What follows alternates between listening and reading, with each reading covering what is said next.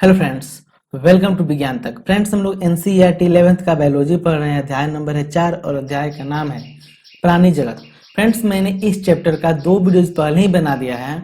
अगर आपने वो सब वीडियोज नहीं देखे हैं तो जाकर डिस्क्रिप्शन में लिंक है, देख लीजिए ताकि यह चैप्टर आपको अच्छे से समझ में आ सके।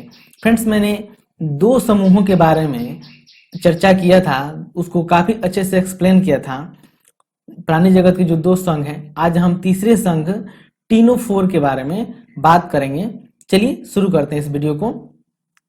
टीनोफोर को सामान्यतः समुद्री अखरोट यानी सी वॉलनट या कंकाली जेली कहते हैं। जिसका देखिए टीनोफोर का क्या क्या नाम है। टीनोफोर को कंकतधर, समुद्री अखरोट, सी वायलेट या कंकाल जेली या फिर कॉम्ब जेली भी कहते हैं। केवल टीनोफोर के इतने सारे नाम हैं। ये सभी समुद्रवासी और ये समेत द्विकोरिक जीव होते हैं तथा इनमें उत्तक श्रेणी का शरीर संगठन पाया जाता है। देखिए इनका शरीर कैसा होता है, तो अरीय समिति होती है। आपको मैंने बताया था अरीय समिति यानी इनको 2 हिस्सों में बांटा जा सकता है। द्विकोरिक भी बताया था। तो इनमें क्या होता है, अरीय समिति होता है और द्विकोरिक होता है।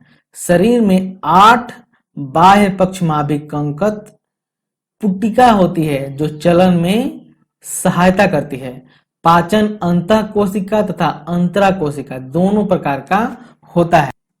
जीव संदीप्ति यानी प्राणी के द्वारा प्रकाश उत्सर्जित करना टीनोफोर की मुख्य विशेषता है।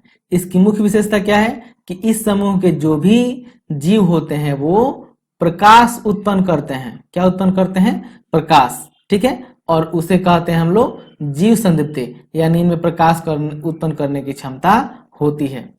आप देखे होंगे शायद रात में हम लोग के यहाँ भी उड़ती है वो, जिसमें प्रकाश निकलता है। आप लोग कमेंट करके जरूर बताइएगा अगर आपके तरफ भी कोई जीव हो जो प्रकाश उत्पन्न करता हो और उड़ता हो, वो बताइएगा।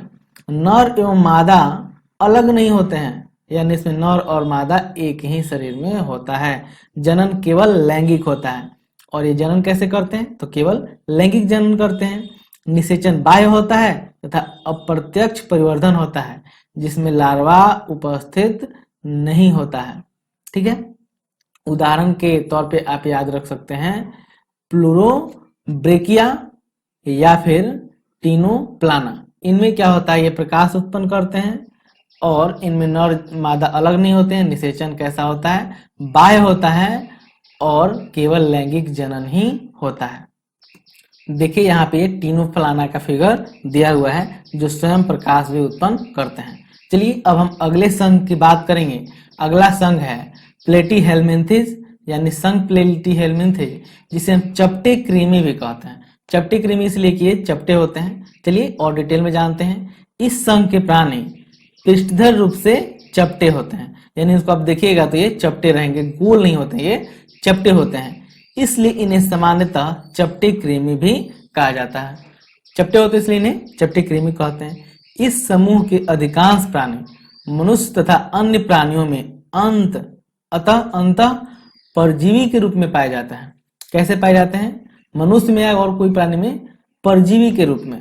परजीवी आप लोग समझते हैं, जैसे ये आप लोग देखे होंगे अठई कहा जाता है, गांव में जो जानवरों के शरीर में पाया जाता है, या फिर इंसान के बाल में जो रहते हैं उन्हें भी परजीवी ही कहते हैं। तो ये दूसरे पे आश्रित रहते हैं, इन्हें हम लोग परजीवी कहते हैं। मतलब दूसरे जीव के भोजन को ये चूसते हैं, उस पर आधारित रहते हैं, इसलिए इन्हें हम परजीवी कहते हैं। चपटे कृमि द्विपार्श्व समिति, त्रिकोरकी तथा अग्र अप्रगुही होते हैं। यानी इनका शरीर कैसा होता है, द्विपार्श्व सममित होता है, यानी इनको बीच से काटने पे इनका कौन सा भाग दायां है कौन सा बायां है ये पता चल जाएगा। साथ ही त्रिकोणी होता है, अप्रगुही होता है। फ्रेंड्स, ये मैं एक बार फिर कहूंगा कि आप पहला वीडियो जरूर देखिएगा जिसमें मैंने पूरा बेसिक कॉन्सेप्ट बताया है। उसके बाद यह वीडियो आपको अच्छे से समझ में आएगा। चलिए आगे जानते हैं। इनमें अंग स्तर का शारीरिक संगठन होता है। परजीवी प्राणी में अंकुश तथा चूसक पाए जाते हैं।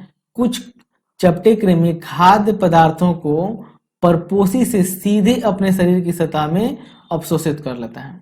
अब देखिए इनकी विशेषता क्या है कि अंकुश और चूसक पाया जाता है, जिससे ये शरीर से कुछ पोषक पदार्थ जो इनके लिए चाहिए वो चूसते हैं, जबकि कुछ परजीवी ऐसे हैं जो सीधे अपने सतह से ही, यानी मान लीजिए कि ये कोई जीव है, ठीक है, ये कोई जीव है, इसमें ये जाकर सीधे चिपक जाएंगे और अपने सतह से ही, मतलब बिना मुंह का यूज किए सतह से ही पोषक पदार्थों को अवशोषित कर लेते हैं। ज्वाला कोशिकाएं परासरण, नियंत्रण तथा उत्सर्जन में सहायता करती हैं।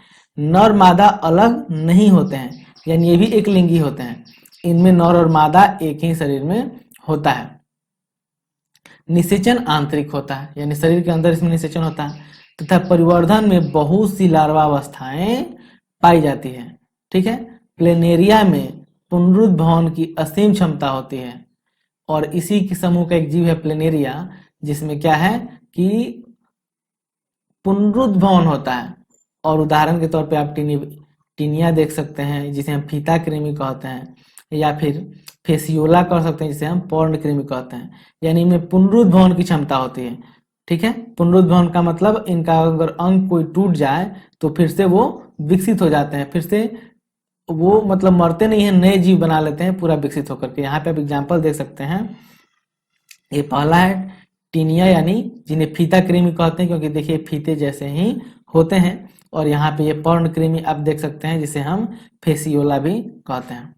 चलिए अब हम अगले संघ की बात करते हैं। अगला संघ है संघ एस्केहेलमिन्थेज, यानी गोल कृमि। एस्केहेलमिन्थेज प्राणी अनुप्रस्थ काट में गोलाकार होते हैं, अतः इन्हें गोल कृमि कहते हैं। ये मुक्तजीवी, जलीय अथवा स्थलीय तथा पौधों एवं प्राणियों में भी परजीवी होते हैं। यानी ये कहाँ कहाँ होते हैं? तो मुक्तजीवी में ये मुक्तजीवी हैं, यानी जल में भी होते हैं, स्थल में भी होते हैं, पौधों में भी होते हैं, और कुछ प्राणियों में भी होते हैं। इनकी बनावट कैसी होती है? तो गोल होती है। इनका शरीर जो होता है गोल होता है, इसलिए इन्हें हम गोल कृमि कहते हैं। ये द्विपार्श्वमिति, त्रिकोरिकी तथा कूट प्रगुही प्राणी होते हैं। इनका शरीर संगठन अंग तंत्र स्तर का होता है। आहार नाल पूर्ण होती है, जिसमें सुपरिवर्धित पेशीय ग्रसनी होती है। उत्सर्जन नाल शरीर के अपशिष्ट पदार्थों को उत्सर्जन रंध्र के द्वारा बाहर निकालते हैं। ठीक है, इनमें आहार नाल विकसित होता है। और ये अपशिष्ट पदार्थों को कैसे बाहर निकालते हैं? तो इनके शरीर में जो रंध्र होता है, यानी छिद्र होता है, ये आप देख सकते हैं यहाँ पे, ये छिद्र होता है, वहां से ये उत्सर्जित पदार्थों को, यानी अपशिष्ट पदार्थों को बाहर निकालते हैं। नर तथा मादा होते हैं। प्रायः मादा नर से बड़ी होती है। इसमें नर और मादा अलग अलग होते हैं, और जो नर होती है, नर छोटा होता है और जो मादा होती है वो बड़ी होती है। यानी इस समूह के जो जीव होते हैं उनमें का जो नर होगा वो कैसा होगा? ये होगा छोटा, और जो मादा होगी वो होगी बड़ी। ठीक है, निषेचन आंतरिक होता है तथा परिवर्धन प्रत्यक्ष शिशु वयस्क के समान ही दिखते हैं। यानी इनका जब परिवर्धन होता है वो प्रत्यक्ष होता है, यानी इनके जो शिशु होते हैं वो किसके जैसे दिखेंगे? वयस्क के जैसा ही। यानी इनका जो बच्चा होगा वो भी इन्हीं के जैसा दिखता है, बड़ा ही होता है वो। अथवा अप्रत्यक्ष लार्वा होता है, यानी कुछ में क्या होगा? ये प्रत्यक्ष हो जाएंगे, यानी इन्हीं के जैसा जीव देखेंगे। और कुछ स्थिति में इनके बच्चे भी होते हैं छोटे छोटे। उदाहरण के तौर पे आप एस्केरिस, जिन्हें हम गोल कृमि कहते हैं, या फिर ब्यूचेरिया है, या फिर एंसाइलोस्टोमा है, जिसे हम अंकुश कृमि भी कहते हैं। आप यहाँ पे फिगर देख सकते हैं, यहाँ पे ये नर है और ये मादा है। आप इसमें देख सकते हैं कि कितने बड़े हैं, और इनके शरीर पे ये छोटा छोटा छिद्र होता है, जिसे हम लोग क्या कहते हैं? रंध्र कहते हैं। रंध्र कहते हैं। इसी रंध्र के माध्यम से लोग उत्सर्जित पदार्थों को बाहर निकालते हैं। अब हम लोग बात करेंगे अगले समूह एनिलिडा के बारे में। ठीक है, तो संघ एनिलिडा के बारे में जानते हैं। ये प्राणी जलीय अथवा स्थलीय स्वतंत्र जीव तथा कभी कभी परजीवी होते हैं। देखिए ये जीव कितने तरह के होते हैं? जलीय होते हैं। कैसे जल में पाए जाएंगे? लवणीय जल तथा अलवणीय जल। इसके अलावा ये स्थलीय भी होते हैं, यानी मिट्टी में भी पाए जाते हैं। ये स्वतंत्र जीव हैं, और कभी कभी ये परजीवी जैसा भी व्यवहार करते हैं। ये अंग तंत्र स्तर के संगठन को प्रदर्शित करते हैं, यानी इनका जो शरीर होता है वो अंग तंत्र लेवल का होता है, यानी इनमें जो कोई कार्य होगा वो अंग तंत्र द्वारा संपादित होता है। तथा द्विपार्श समिति होते हैं, इनका शरीर द्विपार्श समित होगा। ये त्रिकोण की क्रमिक पुनरावृत्ति विखंडित खंडित तथा प्रगुह्य होते हैं। इनका शरीर कैसा होता है? त्रिकोणित की होता है और पुनरावृत्ति होता है, साथ ही इनका शरीर विखंडित खंडित होता है, यानी खंड होता है। देखिए यहाँ पे कई इनमें खंड होते हैं, यहाँ पे देखिए कई खंड से मिल करके बना हुआ है, यानी अनेक इनमें खंड होता है और उस प्रकार ये जीव इनका शरीर दिखता है। इनकी शरीर सतह स्पष्ट खंड अथवा विखंडों में बटा होता है। आप देख सकते हैं यहाँ पे अलग अलग खंडों में बटा हुआ है, ठीक है। इसलिए इस संघ को एनिलिडा कहते हैं, अलग अलग संघ में बटा हुआ, इसलिए हम इन्हें एनिलिडा कहते हैं। इन प्राणियों में अनुदैर्ध्य तथा वृत्ताकार दोनों प्रकार की पेशियां पाई जाती है जो चलन में सहायता करती है। इनमें अनुदैर्ध्य भी पाई जाती है और वृत्ताकार पेशियां भी पाई जाती है, यानी ये देखिए ये इनके चलने में सहायता करती है।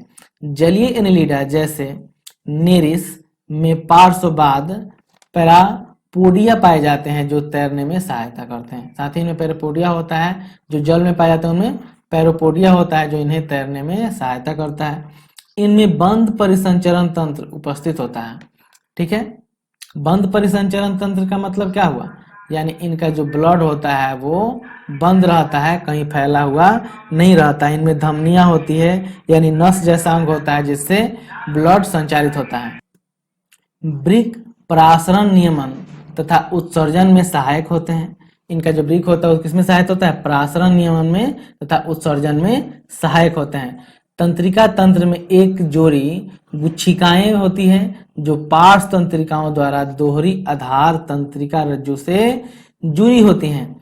नेरिस एक जलीय एनिलिड है जिसमें नर तथा मादा अलग अलग होते हैं, यानी ये एक लिंगाश्रयी है। लेकिन केंचुए तथा जोंक में नर तथा मादा पृथक नहीं होते, यानी ये उभयलिंगाश्रयी होते हैं।